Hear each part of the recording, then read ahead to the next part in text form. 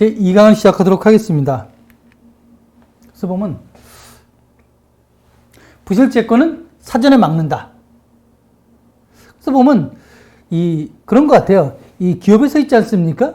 부실채권이 보면 이제 매출채권이 발생돼서 회수하지 않고 장기화하는 경우 있지 않습니까? 이런 걸 좀 보게 되면 또 부실이 발생된 상황을 보면 이게 보면 그저 복잡한 상황이 아니라 보면 어떻습니까? 기준 같은 경우 있죠. 지켜야 될 기준을 지키지 못해서 발생되는 경우가 상당히 많다 이거죠. 특히 부실채권은 어떻습니까? 반복되는 경우가 많아요. 자, 그러다 보니까 여러분이 그죠? 부실채권이 발생한 유형이 있지 않습니까? 유형별로 한번 분석을 해 보시고요. 그걸 갖다 놓고 그죠? 왜 이게 발생되는지 한번 검토해 보세요. 검토해 보세요. 그러면 어때요? 전에 발생했던 원인이 문제가 되기도 하고요. 그게 지금 문제가 되고 앞으로도 그죠? 발생할 수 있다는 거죠. 그래서 이 원인 있지 않습니까? 원인 검토하고 예방 조치하는 게 굉장히 중요하다. 예.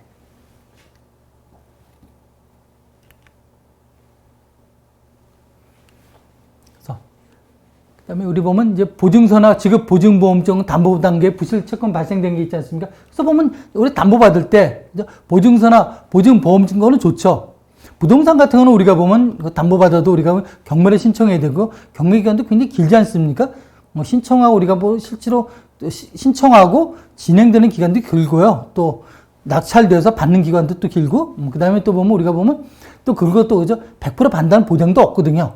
그러니까 만약에 이게 보면 이제 계속 떨어지다 보면 유찰되다 보면 더 떨어질 수도 있지 않습니까? 밑으로 우리 담보 가치보다 그럼 손해 발생될 수도 있죠. 그렇지만 보증서나 보증보험증 좋죠. 그래서 담보를 받는다면 보증서나 보증보험증권이 좋죠. 그렇지만 그죠? 이걸 받을 때 그죠? 뭘 받은 거니 발급 기간에 확인해 볼 필요가 있죠. 이것도 그죠? 화폐도 위조하는데 위조 못 하겠습니까? 위조 가능하거든요. 보증 번호 있지 않습니까? 이거 보면 확인해 보세요. 방문 안 하셔도 우리가 보면 유선상 확인해 볼 필요 있고요. 그다음에 보증 기간 같은 경우, 특히 기간 같은 경우 이런 부분들도 보증 조건이라든지 발급 신청자, 수령자 이런 부분들이 있지 않습니까? 기본적인 사항 정도는 그죠? 우리가 한번 파악해 보고요. 그다음에 보증 기간에 포함된 거래 기간. 자, 우리가 보면 어땠어요? 보증 조건이 있겠죠. 그러니까 보증 조건을 어겼다든지 기간을 어겼다면 당연히 보증 기관에서는 그거 그죠? 보증금 안 주려고 그러겠죠. 그래서 보증 안 하려고 그러겠죠. 그죠? 돈 안 주겠죠? 이런 거 조건 같은 거 보고요. 그다음에 만료 그죠? 그런 것 같아요. 보증기한 만료 열흘 전에는 반드시 뭡니까? 새로운 담보를 확보해야 돼요. 그러니까 새로운 보증서나 보증증권을 뭐 같은 방법으로 뭐 그죠? 연장하는 방법으로 받을 수도 있고요. 아니면 우리가 부동산을 받는다든지 아니면 더 그죠?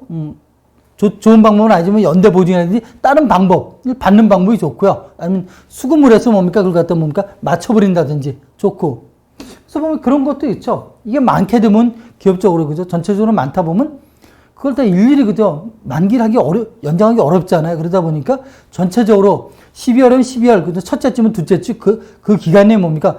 일주일이면 일주일 동안 같이 뭡니까? 우리 보증보험은 그때 다 뭐 만기를 연장한다든지 그런 것도 뭐예요? 하나의 이제 뭐 회사 정책적으로 방법이 될 수가 있겠죠.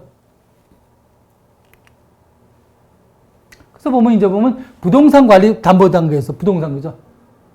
근데 부동산을 또 과대평가하는 경우죠. 물론 이게 보면 우리가 의뢰했던 그죠? 감정평가에서 과대평가하는 것도 있지만 상대방이 그죠? 담보 가치를 갖다가 평가하면서 더 받아올 수도 있지 않습니까? 이런 거. 그 다음에 임대차 현장 조사를 봐야 되는 거죠. 우리가 보면 근저당이나 전세권이나 가압류거는 물권이니까 공시가 되지 않습니까? 다? 그건 등기상 정부증명서를 보면 되는데 안 나타나는 게 숨은 권리가 문제지 않습니까? 그래서 임대차가 있는데 만약에 몰랐다? 그 사람의 대항력 있고 우선 변제권이 있다? 먼저 배당 요구를 한다? 확정일자 있으면 뭔가 먼저 1순위 배당, 물권 배당받고 우리가 2순위 가면 이게 틀려지는 거죠. 봐야 되는 거고요. 그 다음에 공동담보 같은 경우 있죠? 공동담보, 그죠? 공동담보.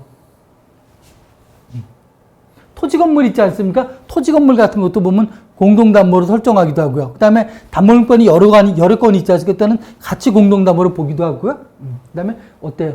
대장과 부동산 있지 않습니까? 일치. 즉, 토지대장하고 토지등기사항 정보증명서, 건물 등기사항 정보증명서하고 건축물 관리대장이 틀린 경우 있지 않습니까? 이럴 때는 나중에 이제 경매 신청하게 되면 이게 또 맞춰야 되거든요. 이게 어렵고요.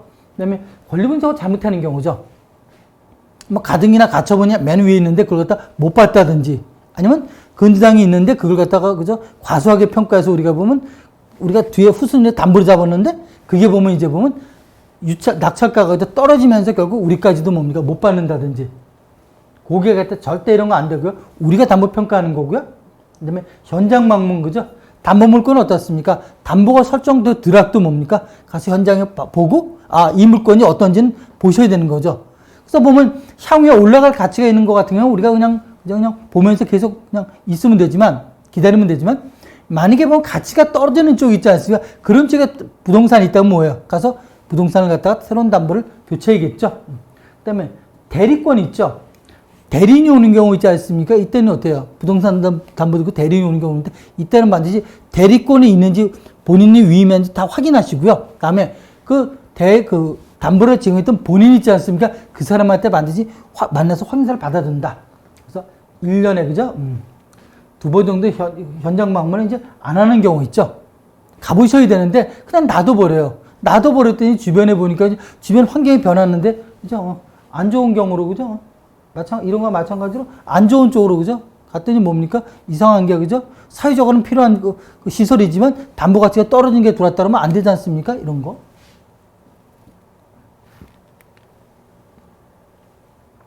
그래서 보면은, 자, 이런 거, 그죠? 반드시, 그죠? 부동산 등기는 표제부 갖고 을고를 확인하고, 을고는 없을 수도 있죠. 표제부는 뭡니까? 토지 건물의 위치와 지번, 지목, 이런 게 나타나는 거고요. 지목은 28가지가 있지 않습니까? 땅도 보면 대지가 있고요. 공장용지 다 있죠. 전답 다 있지 않습니까? 틀리죠. 임야가 있고요. 갑구는 소유권에 관한 권리. 소유자가 누구냐 이거죠. 그래서 계약자 오는 사람 뭡니까? 개인이면 개인, 주민등 뒷번호까지 나오는 거, 그 사람이랑 계약하는 거고, 거기서 담보받는 게 맞는 거고요. 법인이면 어떻습니까? 법인 등기사항 법인 등기번호가 있으니까 법인 등기사항 전부증명서, 그죠? 거기에 나타나는 그 번호가 맞는지 확인하는 거고요. 특히 가등기나 가처분이 맨 앞에 있다. 이건 뭔가 하니 내가 담보를 설정하는데 가등기나 가처분이 맨 앞에 있다. 이 사람이, 그죠? 본등기 신청하면 이거, 그죠? 다 말소가 된다는 거죠. 특히 가압류가 근데 앞에 있다. 내가 이제 근저당을 잡는다. 어떻게 합니까? 이때는 뭐예요? 이 근저당이 순위 배당을 받아서 먼저 1순위로 받는 게 아니라 가압류랑 같이 이거라고 이거 두 개 더한 걸 분모로 놓고, 그죠? 자기 포지션 물론 나눠갖기 한다는 거죠. 안 분단다는 거죠. 그다음에 을구는 뭡니까? 소유권 이외의 권리. 그래서 선순위 근저당권이라든지 아니면 전세권, 지상권 이런 부분이 있죠. 을구는 어떻습니까? 등기용지가 개설되지 않을 수도 있죠. 즉 이런 게 없으면, 그죠? 없으면 없을 수도 있죠. 처음부터 없었으면. 그렇지만 뭐예요? 상대방이 제공한 자료를 갖다 놓고 뭡니까? 내가 다시, 그죠? 여러분이 먼저 파악해서 확인해 본다.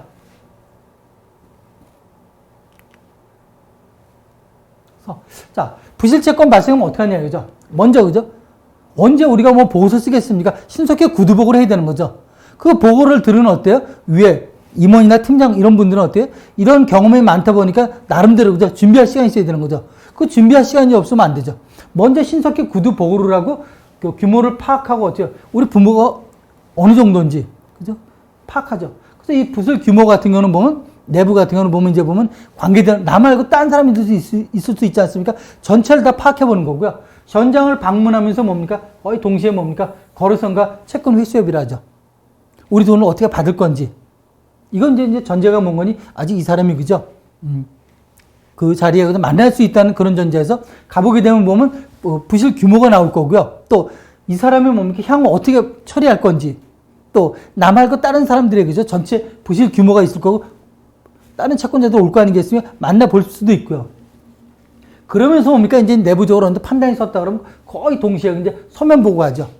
사고 발생 경위서를 쓰고요. 우리 채권 금액, 그 다음에 향후 대책을 어떻게 우리가 운영할 건지, 회수할 건지, 이런 내용들을 이제 보고를 하겠죠. 그러면서 보면 이제 회수 검토를 들어가면서 이제 보면, 자, 이걸 어떻게 할 거냐. 내부적으로 회의할 거 아니겠습니까? 그런 내용 중에 하나가 보면 이제 보면, 들어갈 때 보면 이제 상계 처리. 자, 우리가 받을 것도 있지만 줄 것도 있지 않습니까? 그러면 이런 계약 내용이 있다면 그 계약 내용에 따라서 서로 상계 처리. 상계 처리도 보면 내 것만 하게 되면 안 되죠. 우리 법인 전체니까, 예를 들어서. 그럼 어때요? 우리 법인 전체에 걸려있는 코드번에 다, 지금 회계 부서는 다 알고 있지 않습니까? 그거 전체하고 앞으로 부실이 생길, 그죠? 우리 보면 우발성 채권 있죠? 그 상대방 채무 같은 경우. 다 더해서 뭐니까 다 상계 처리하고 상대방한테 내용 증명으로 통보하고. 상계 처리한 거 동시에 뭡니까? 특히 뭐예요? 재고를 갖다, 그죠? 재고 물품을 만약에 있다 그러면 물건 줬다면 받아와야겠죠. 근데 내 마음대로 돈 안 준다고 그래서 저녁에 창고에서 물건 다 오면 이제 보면 소유권 유보분 매매 조항이 있으면 계약서 조항에서 여러분께 맞죠. 하지만 점유권은 저 사람 껴있지 않습니까? 창고에 있는 거 돈 안 준다고 갖고 오면 안 되는 거죠. 그냥 놔두게 되면 어떻게 돼, 사람이? 딴 데 그 양도한다든지 또 다른 채권자들이 그 사람 거라고 해갖고 판결문 갖고 딱지 붙이고 경매해버리지 않습니까? 그럼 돈도 못 받고 물건도 못 받으면 안 되잖아요. 그래서 뭡니까? 딱 터지자마자 바로 뭡니까? 재고에서 들어가죠. 상대방을 설득시키죠. 그래서 뭐 인수증, 보관증 써주고 재고를 받아오고 그러면서 뭡니까? 이제 보면 채권을 양도받죠. 왜? 이거 거의 동시에 이루어져요. 상대방은 뭔가니? 나한테는 채무자지만 상대방도 받아올 돈이 채권자지 않습니까? 그 채권을 양도받는 경우죠. 채권을 양도받죠. 자, 이렇게까지 했는데도 보니까 다 받았다. 그러면 상관이 없죠.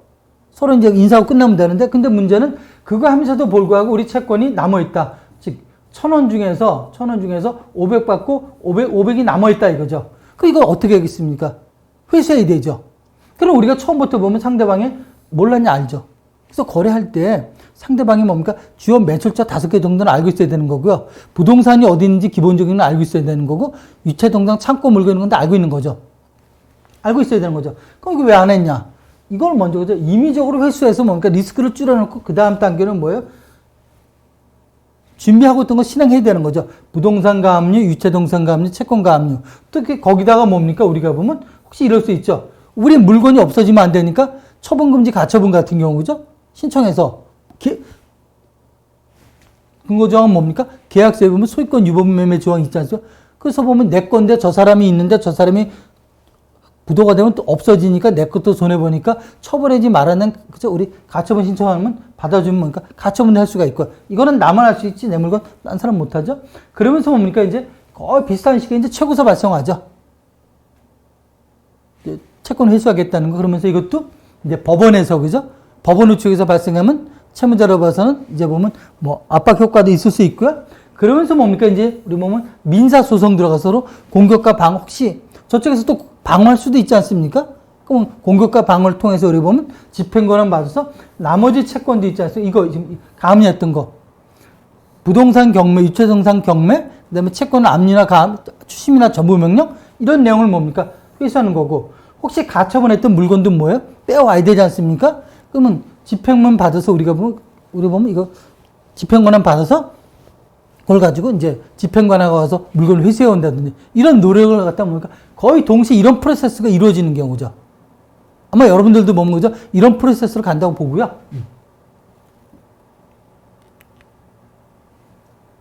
이런 내용들이 그죠? 이제 심사 구두로 보고하고 골든타임이 필요하고요. 부실 규모 같은 거 회계부서 그죠? 했던 내용들 이런 거 정리해 보면은 장래 발생 채권, 그다음에 보고서도 제출하고요. 우리 보면 현장 방문해서 규모 파악하고 동태도 보고요. 그다음에 거래성 회수, 감정을 앞서지 않는다. 아 좋죠, 그죠? 지금 뭐 그죠? 부실 생기다 보면 어떻습니까? 아침에 보면 좋은 소리 안 나오죠. 그거에 대한 문책성 그죠? 발언도 나오지 않아요. 그럼 기분은 나쁜데 거기서 또 그죠? 서로 간에 그죠? 부닥치게 되면 받아올 것도 못 받아오지 않습니까? 그러니까 뭐예요? 일단 감정 죽이고 가시는 거고요. 가능성도 보고 부탁도 하고요, 그죠? 그죠? 부탁하게 되면 어떻습니까? 그도 보면 서로 간에 그죠? 정이 들었지 않습니까? 서로 거래 관계였었는데 아무리 부탁을 하게 되면 그죠? 먼저 해줄 수도 있겠죠. 이런 거 그죠? 양도받는 경우 주요 자산 확인하고 서면 보고 그죠? 서면 보고하고요. 내부 회수 방법. 관련 부서의 협조라는 거 보면 이제 보면 혼자 못 하잖아요. 그죠? 우리 법무팀이나 채권관리팀 같은 거 보고요. 주요 자산의 파악을 끝낸다. 기본적으로 뭡니까? 주요 자산 파악은 거래한 당시부터 보면 알고 계셔야 되는 거고요. 그 다음에 우리 보면, 그죠? 상계 처리 같은 경우, 그죠? 상계 조항을 적용하고요. 회계부서와 전체와 채권을 확정한다고 그랬죠? 전체가 있어야 내 것만 아니라 전체적으로, 그죠? 그 다음에 내용 통보가 재고 회수하고 거의 비슷하게, 그죠? 보관증 같은 거 아무래도 이 사람들 보면 나중에 뭔가 근거 자료가 필요하지 않습니까? 그러니까 보관증 주고. 그래서 제일 좋은 방법은 뭐예요? 처음부터 보면 이제 법적으로 가는 방법, 그러니까 상대방 같으면 넘겨갈 게 없다. 그러면 법으로 갈 수밖에 없죠. 그렇지만 일부 받아와서 뭐 리스크를 줄이는 방향이 있다면 그 방법을 택하는 게 낫다 이거죠. 그래서도 뭡니까? 그 다음에 우리가 법적 조치를 해도 늦진 않다. 그래서 뭐 채권 양도 그죠? 받고 그죠? 설득해야 되는 거고요. 제일 좋은 건 어떻습니까? 세 사람이 모여 사는 게 좋죠. 그렇지만 어떻게? 내 채무자랑 둘만이 할 수도 있죠. 제3채무자, 그죠? 이 사람은 뭐예요? 동의하지 않아도 상관없죠. 뭐합니까? 확정인자 있는 것만 보면 되는 거죠. 단, 근데 여기에 뭐예요? 이 계약서에 내 채무자하고 제3채무자하고 둘이 원 계약이 있는데 거기에 채권 양도는 뭡니까? 당사자 간에 합의 없으면 안 된다. 그런 조항이 있으면 받으면 무효가 된다는 거 보시고요. 우리 보존 조치 있죠? 주요 재산에 대한 이런 거죠. 가압류 신청하고 소유권 위반 근거로 해서 뭡니까? 처분 금지, 가처분. 뭐 점유증 금지 없지. 이거는 보면 우리가 보면 많이 하는 거 보면 이제 보면 경매했을 때 세입자들 내보낼 때 하는데 이것도 하나 그죠? 검토해 볼 수도 있고요. 그래서 최고서 발송해서 세 부를 발송한다고 그랬죠? 하나는 본인, 우체국, 상대방, 그죠? 독촉에 대한 근거도 되고, 민사소송에서 뭡니까? 증거 자료가 돼서 뭡니까? 우리가 나중에 갑질 4호증 뭐 최고서, 거기서 아, 독촉을 했구나. 이런 내용을 볼 수가 있고요. 그럼 민사소송을 해서 이제 하고, 이것도 보면 우리가 본안소송을 할 거냐. 즉, 가서 판사님들 얼굴 보고 이제 재판부, 그죠? 보고 할 거냐. 아니면 뭡니까? 지급명령 우편으로 할 거냐. 이런 걸 통해서 보면 또 상대방이, 그죠? 뭐, 이의 신청할 수도 있지 않습니까? 하여간 뭐, 치열한 공방이 있을 거고요. 재판에서 끝난다든지, 지급명령이 확정된다. 그러면 지금, 집행권이 나올 거 아니겠습니까? 그걸 가지고 이제 우리 보면 강제집행하죠. 유초동산 경매하고, 채권 압류나 추심 전부, 부동산 경매하고, 그래서 그 다음 단계가 뭐예요? 이제 보면 회계 쪽으로 넘어가죠. 대손 처리한다든지, 또 그에 사후 관리한다든지, 또 마무리도 필요하지 않습니까? 마무리까지 가는 경우. 이렇게 가기도 한다.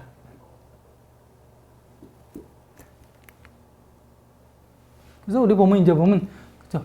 채권 회수할 때 이제 안 되는 방법 있죠. 하지 말라는 게 이 우리 보면 이제 보면 채권의 공정한 추심에 관한 법률, 채권 추심법이라는데 거기에 보면 이제 보면 사례들도 쭉 이제 어느 정도 뭐 나와 있거든요. 이게 보면 이런 거죠.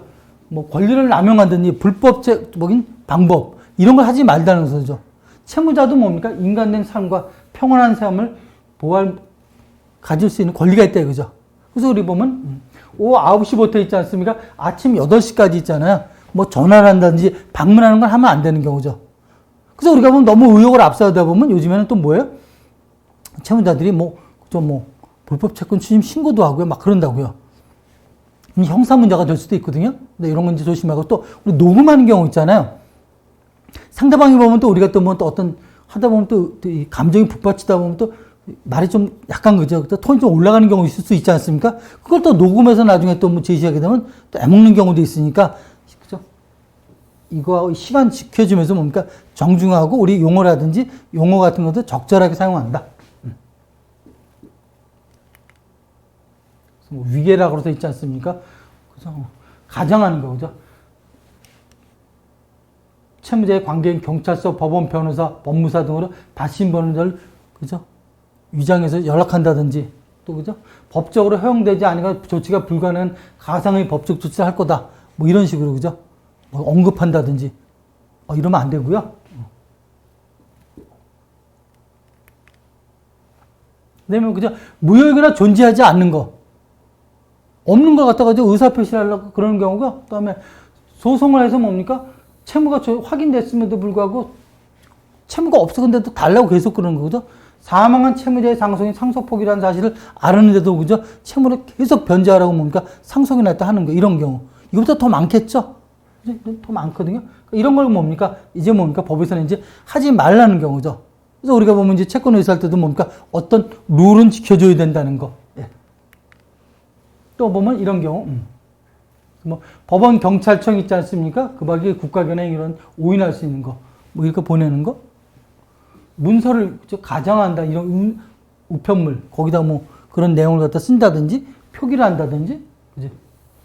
그다음에 강제집행 착수 통보서 등과 같이 법적 권한이 있는 것처럼 가정해서 채무자에게 안내문을 발송하는 거 이런 거 되게 많고요. 이런 거 하지 말라는 거. 특히 금융기관 같은 건 어떻습니까? 금융감독원에서 또 보면 또 제재하는 경우도 있고요. 예. 그런 건 또 보면 제가 또 보면 추심 채권자들한 그 채권 관리에서 또 언급을 했었고요. 그래서 보면 이제 보면 이제 그런 것 같아요. 저희들이 보면 이제 채권 회수할 때도 뭐 어떤 룰을 지켜가면서 하는 게 좋다. 예. 오늘 교육 여기까지 하도록 하겠습니다.